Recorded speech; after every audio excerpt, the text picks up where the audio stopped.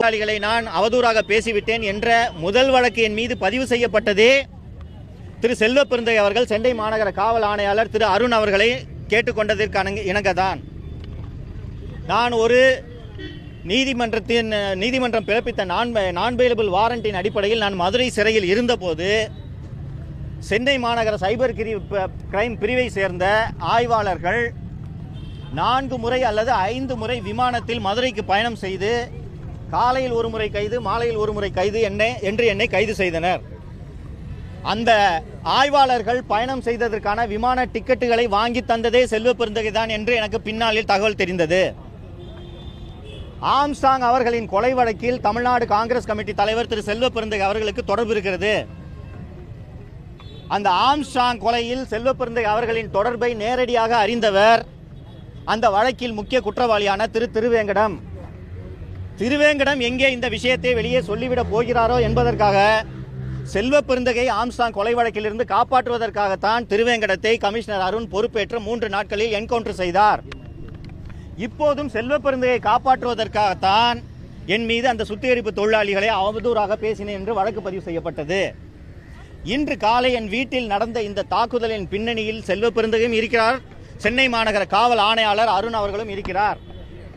என் வீட்டில் நடந்த தாக்குதலுக்கு சென்னை மாநகர காவல் ஆணையாளர் அருண் எப்படி பொறுப்பாக முடியும் என்று நீங்கள் கேட்கலாம்.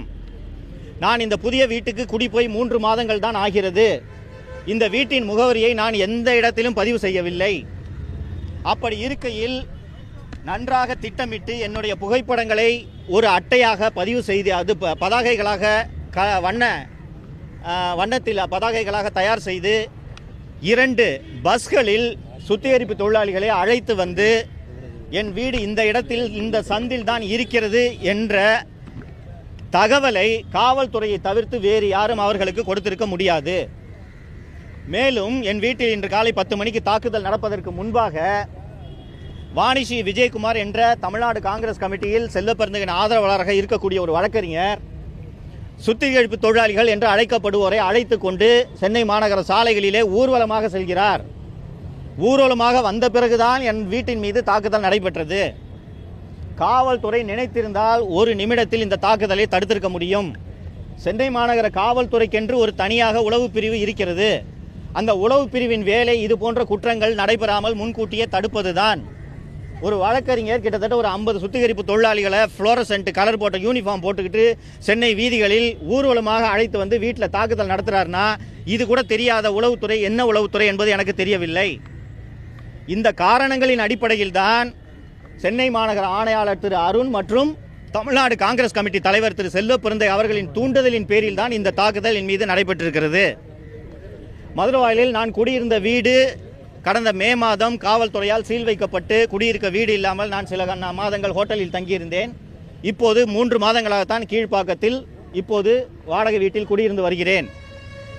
இப்போது இந்த தாக்குதல் நடந்ததன் காரணமாக வீட்டின் உரிமையாளர் என்னை வீட்டை உடனடியாக காலி செய்ய சொல்கிறார். டி நகரில் நான் நடத்தி வரும் சவுக்கு மீடியா அலுவலகத்தின் உரிமையாளர் மிரட்டப்பட்டு சென்னை காவல்துறையால் மிரட்டப்பட்டு அந்த அலுவலகத்தை உடனடியாக காலி செய்ய சொல்கிறார்கள்.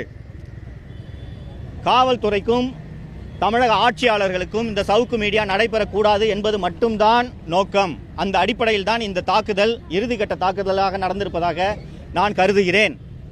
காலையில் 10 மணிக்கு நான் வாகனத்தில் எனது அலுவலகத்திற்கு சென்ற போது இப்போது இங்கே இந்த வீட்டில் தாக்குதல் நடத்திய கும்பல் பின்னால் துரத்தி வந்து என் வாகனத்தின் மீது கல்விட்டு எறிந்தார்கள். ஒருவேளை இந்த தாக்குதல் நடந்தபோது நான் வீட்டில் இருந்திருந்தால் நிச்சயமாக என் உயிருக்கு ஆபத்து ஏற்பட்டிருக்கும். இதன் காரணமாக இப்போது இதுவரை 4 ஆண்டுகளாக என் மீது பொய் வழக்கு போட்டு என்னை நீதிமன்றத்திற்கு அலைக்கழித்து என்னை முடக்க நினைத்தார்கள். அவர்களால் அது முடியவில்லை என்றதும் இன்று என் வீட்டின் மீதும் என் மீதும் கொலைவெறி தாக்குதல் நடத்தும் அளவிற்கு துணிந்து விட்டார்கள்.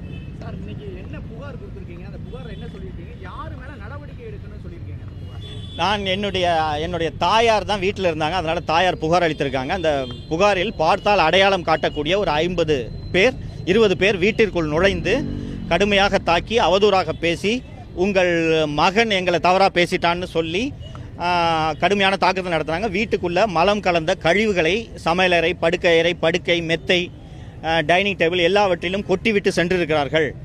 அண்ட் அவங்க பேசி கொண்டதை வைத்து வாணிஸ்ரீ விஜயகுமார் என்ற வழக்கறிஞரின் தூண்டுதலில் தான் அவர்கள் வந்திருக்கிறார்கள் எனக்கு தெரிய வந்தது என்று இந்த புகாரில் தெரிவிச்சிருக்காங்க.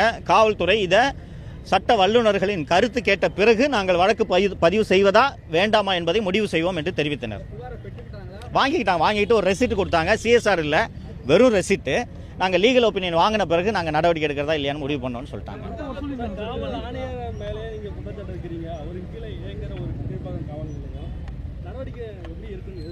நான் தமிழ்நாட்டில் குடியிருக்கிறேன். எனக்கு பொறுப்பான காவல்துறை தமிழக காவல்துறை. தமிழ்நாடு காவல்துறை, அதுவும் குறிப்பாக சென்னை மாநகர காவல்துறை நடவடிக்கை எடுக்காது என்று தெரிந்தாலும் நான் தெலுங்கானா காவல்துறையிடம் புகார் அளிக்க முடியாது. இங்கே நான் ஜூரிஸ்டிக்ஷன் போலீஸ் ஸ்டேஷன்றதுனால கீழ்ப்பாக்கில் கொடுத்துருக்கிறேன். ஒருவேளை அவர்கள் நடவடிக்கை எடுக்கவில்லை என்றால் நீதிமன்றத்தை தான் அணுக வேண்டும். வேறு என்ன வழி? இல்லை, எனக்கு தூய்மை பணியாளர்களா என்பதே எனக்கு சந்தேகமாக இருக்கிறது. இன்னும் தூய்மை பணியாளர்களாக இருந்தால் என்னுடைய வீடியோவை பார்த்துவிட்டு அவர்கள் மகிழ்ந்திருப்பார்கள். தூய்மை பணியாளர்களை கொள்ளையடிக்கிறாங்க, அவர்களுக்கு சேர வேண்டிய தொகை சேரவில்லை என்று தான் நான் பேசியிருக்கிறேன். அவர்கள் உள்ளபடியே மகிழ்ந்திருப்பார்கள். இன்று வந்தவர்கள் காசு கொடுத்து அனுப்பப்பட்ட ஒரு கூலிப்படை. துப்புரவு தொழிலாளர்கள் என்ற பெயரில் துப்புரவு தொழிலாளர்கள் என்னைக்கு இங்கே கலர் பிரிண்ட் அவுட்லாம் எடுத்துகிட்டு வந்து இவ்வளவு கரெக்டாக வீட்டை கண்டுபிடிச்சி வராங்க. இந்த நான் இங்கே குடியிருக்கிறேன் என்பது எப்படி எந்த துப்புரவு தொழிலாளிக்கு தெரியும்? அதனால் இது கூலிப்படை. இதன் பின்னணியில் செல்வ பிறந்தகையும் அருண் ஐபிஎஸ் அவர்களும் இருக்கிறார்கள்.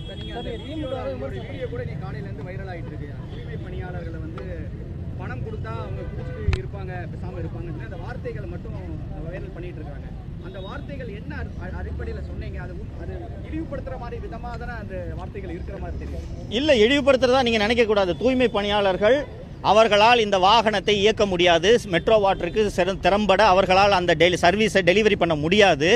அதனால் தூய்மை பணியாளர்கள் பேரில் வாகனத்தை வாங்கிவிட்டு மாதம் 20,000 கொடுத்தால் அவர்கள் குடித்துவிட்டு சந்தோஷமாக இருப்பார்கள் என்று அதைத்தான் நான் கூறினேன். இது நிச்சயமாக அவர்களை இழிவுபடுத்துவது கிடையாது. இது இழிவென்றால் ஒரு நாளைக்கு 1 கோடி பேருக்கு சாராயம் விற்கிற அரசாங்கம் தான் இழிவுபட வேண்டும். நான் சொல்வது இழிவல்ல. இன்னொன்று, இந்த திட்டத்தின் பெயரே மாம் அண்ட் பாப் ஸ்கீம் என்று இந்தியா முழுக்க இது அழைக்கப்படுகிறது. ஏனென்றால் துப்புரவு தொழிலாளிகள், தூய்மை பணியாளர்களில் பெரும்பாலானோர் குடித்துவிட்டு வீட்டுக்கு பணம் கொடுப்பது இல்லை என்பதற்காக இந்த திட்டமே பெண்களுக்காக உருவாக்கப்பட்ட திட்டம். இந்த திட்டத்தோட பணப்பயன்கள், செக் எல்லாமே பெண்கள் பேரில் இஷ்யூ செய்யப்படும். அதனால் இந்த துப்புரவு தொழிலாளர்களிடம் மதுப்பழக்கம் இருக்கிறது என்பதை மத்திய அரசும் சரி மற்ற மாநில அரசுகளும் உணர்ந்திருக்கின்றன. இது இழிவான செயலாக நிச்சயமாக கருத முடியாது.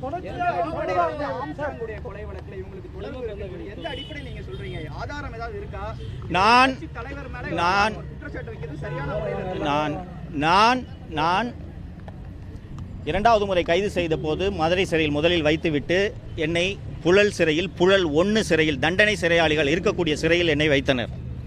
நான் இருந்த அதே செக்யூரிட்டி பிளாக்கில் தான் ஆம்ஸ்ட்ராங் வழக்கில் கைது செய்யப்பட்ட 20க்கும் மேற்பட்டோர் அந்த சிறையில் தான் இருந்தனர். அந்த ஆம்ஸ்ட்ராங் கொலை வழக்கில் கைது செய்யப்பட்டவர்கள் என்னிடம் சொல்ல தகவலை வைத்து தான் நான் இதை சொல்கிறேன். இந்த வழக்கில் கைது செய்யப்பட்ட அஞ்சலை என்பவரின் மருமகன் இப்போது செல்வ பெருந்தகை உடன் இருக்கிறார். அவரோட பெயர் எனக்கு நினைவில், நான் சொல்கிறேன். இப்போ இந்த கொலை சம்பந்தமா மீண்டும் உங்களை விசாரிக்காங்க. இந்த சம்பந்தம் இருக்கு நீங்க சொல்றீங்க, யார் உங்ககிட்ட சொன்னாங்க அப்படின்னு சொல்லி போலீஸ் உங்களை சம்மன் கொடுத்து விசாரிச்சு அது ஒத்துழைப்பு கொடுத்தாங்க. ஃபர்ஸ்ட் நிச்சயமாக விசாரணைக்கெல்லாம் ஒத்துழைப்பு கொடுப்பேன். ஃபர்ஸ்ட் இதில் உடனடியாக அவர்களால் விசாரணை நடத்த முடியாது. என்ன காரணம் என்றால், இந்த வழக்கில் விசாரணை முடிந்து குற்றப்பத்திரிகை தாக்கல் செய்யப்பட்டு விட்டது. காவல்துறை உள்ளபடியே விசாரணை செய்ய வேண்டும் என்று நினைத்தார்கள் என்றால் நீதிமன்றத்தில் ஃபர்தர் இன்வெஸ்டிகேஷனுக்கு பெட்டிஷன் ஃபைல் பண்ணும். அப்படி ஃபைல் செய்தால் நான் என்னிடம் இருக்கக்கூடிய தகவல்களை அவர்களிடம் தருவதற்கு தயாராக இருக்கிறேன். ஆனால் அந்த விசாரணையை சென்னை மாநகர காவல்துறை நடத்தக்கூடாது. திருவேங்கடம் அவர்களுக்கு இந்த செல்வ பெருந்தை அவர்களோட ரோல் தெரியுன்றதுனால தான் தூக்கிட்டு போய் அவரை என்கவுண்டர் பண்ணாங்க. அதே போல் வேகமாக சார்ஜ் ஷீட் போடப்பட்டு இவர்கள் இந்த குற்றவாளிகள் யாரும் ஜாமீனில் வெளிவர முடியாதபடி அவசரமாக இந்த விசாரணை முடிக்கப்பட்டு இருக்கிறது. சரியான விசாரணை பெற வேண்டும் என்றால் குறைந்தபட்சம் கிரைம் பிரான்ச் சிஐடி இல்லைனா சிபிஐ விசாரணைக்கு இது செல்ல வேண்டும். சென்னை மாநகர காவல்துறை இப்படி இந்த விஷயத்தை மூடிமறைக்கத்தான் முயலும்.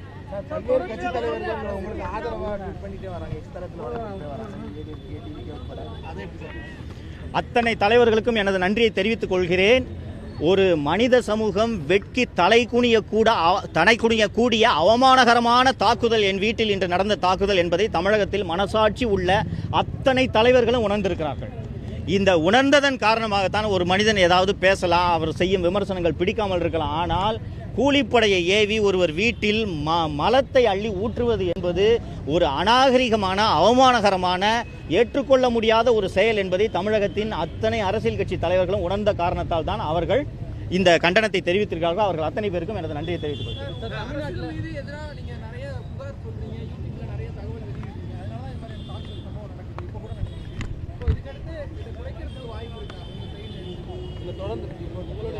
என்னுடைய எதிர்கால நடவடிக்கைகள் குறித்த அறிவிப்பு விரைவில் வெளியில் வரும். ஆ இன்னும் நாளைக்குள்ள தெரிஞ்சுவிடும். நான் சொல்கிறேன்.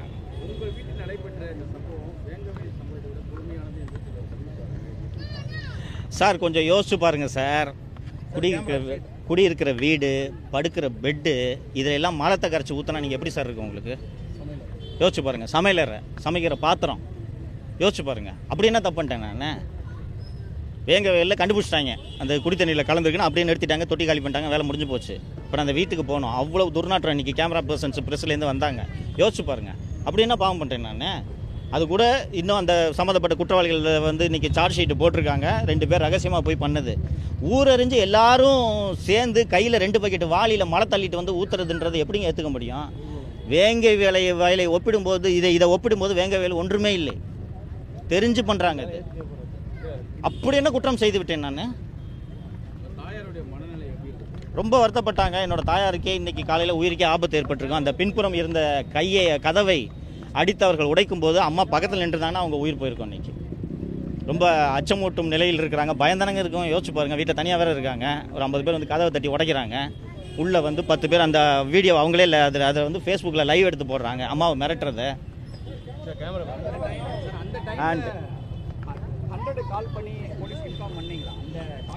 உடனடியாக வேறு என்ன வழிங்க? நான் வந்து அம்மாவுக்கு ஃபோன் பண்ணி ஃபஸ்ட்டு எனக்கு எங்கள் வண்டியில் கல்லை விட்டு எரிஞ்ச உடனே எனக்கு தெரிஞ்சு போச்சு இது நம்மளை நோக்கி தான் வருது அப்படின்ட்டு. உடனடியாக நான் 100க்கு கால் பண்ணி இந்த மாதிரி விஷயத்த சொன்னேன். சார் பெட்ரோல் ஜீப் வரும்னு சொன்னாங்க. கிட்டத்தட்ட 40 நிமிடம் கழித்து தான் பெட்ரோல் ஜீப் வந்தது. இதன் காரணமாகவும் எனக்கு வந்து இது காவல்துறையோட பின்னணி இந்த தாக்குதலில் இருக்குன்ட்டு எனக்கு தெரியுது. நார்மலாக பாருங்கள், கீழ்ப்பாக்கம் போலீஸ் டிஸ்ட்ரிக்ட்ஸ்க்கு ஒரு 2 பெட்ரோல் ரோந்து வாகனங்களாவது இருக்கும். ரெஸ்பான்ஸ் டைமு 10 நிமிஷத்தை தாண்டக்கூடாது. நான் இடத்த சொல்லிட்டேன், எங்கே இருக்குன்னு சொல்லிட்டேன். அண்ட் அது வந்து ஒரு முக்கியமான இடம் தான். ரொம்ப யாருமே கண்டுபிடிக்க முடியாத ஒரு இடமெல்லாம் இல்லை. பெட்ரோல் ஜீப் வர்றதுக்கு 30-40 நிமிஷம் ஆச்சு. 40 நிமிடங்களாக காவல்துறை வந்த பிறகும் அங்கே கூடியிருந்தவர்களை அகற்றுவதற்கு 2 முதல் 3 மணி நேரம் ஆயிட்டுன்றதை நீங்கள் எல்லாரும் பார்த்தீங்க. எனக்கு ஃபோன் பண்ணி சார் நான் வரலாமான்னு கேட்டாலும் நீங்கள் வராதிங்க சார், நாங்கள் சொல்ல பிறகு வாங்கன்னு சொல்கிறாங்கன்னா காவல்துறையோட நடவடிக்கைகள் எப்படி இருக்கிறது என்பதை மக்கள் புரிந்து கொள்வாங்க. இல்லை பெருசாக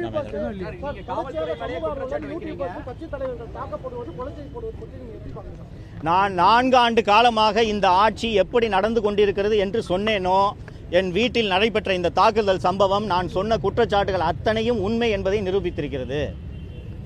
தமிழக முதல்வர் அவர்கள் தயவு செய்து யோசித்து பார்க்க வேண்டும். 1000 விமர்சனங்கள் அவரது அரசின் மீது வருகின்றன. ஒரு விமர்சனம் வருகிறது என்பதற்காக ஒருவர் வீட்டின் மீது இப்படி அவமானகரமான அருவருக்கத்தக்க தாக்குதல் நடைபெறுகிறது என்றால் எத்தகைய ஆட்சியை அவர் நடத்தி கொண்டிருக்கிறார் என்பதை தமிழக முதல்வர் அவர்கள் புரிந்து கொள்ள வேண்டும். இது என் வீட்டில் ஊற்றப்பட்ட மலம் அல்ல, தமிழக அரசின் மீது ஊற்றப்பட்ட மலம், தமிழக அரசின் சட்டம் ஒழுங்கின் மீது ஊற்றப்பட்ட மலம். இது ஒரு சவுக்கு சங்கரோ அல்லது ஒரு தனிநபரின் வீட்டில் ஊற்றப்பட்ட மலமாக யாரும் நினைக்கக்கூடாது.